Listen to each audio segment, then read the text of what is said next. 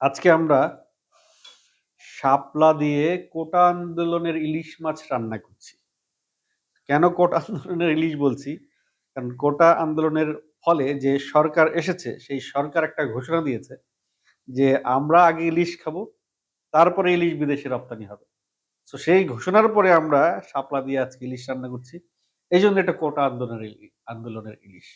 এবং এই ইলিশের যে একটা রেসিপি, সিক্রেট রেসিপি, এই রেসিপিটা দেখার জন্যে আপনাদের অবশ্যই আমাদের Facebook page MHP cooking show এবং ইউটিউব চ্যানেল এমএইচপি কুকিং শোতে আপনাদের ভিজিট করে আসতে হবে। আদারওয়াইজ এই রান্নার পুরো রেসিপি আপনারা দেখতে পাবেন না।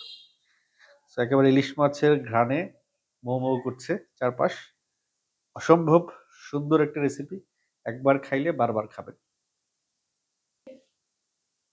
সো আমাদের রান্না শেষ এবং আপনাদের এক পিস মাছ যদি দেখাতে চাই এভাবে, কোটা আন্দোলনের ইলিশ মাছ, এই যে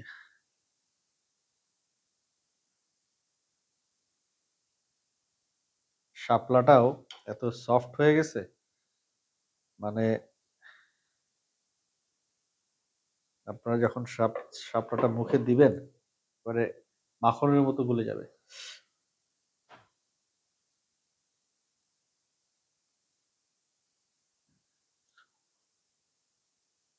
হুম, শাপলার সাথেও ইলিশের ফ্লেভার ঢুকে গেছে।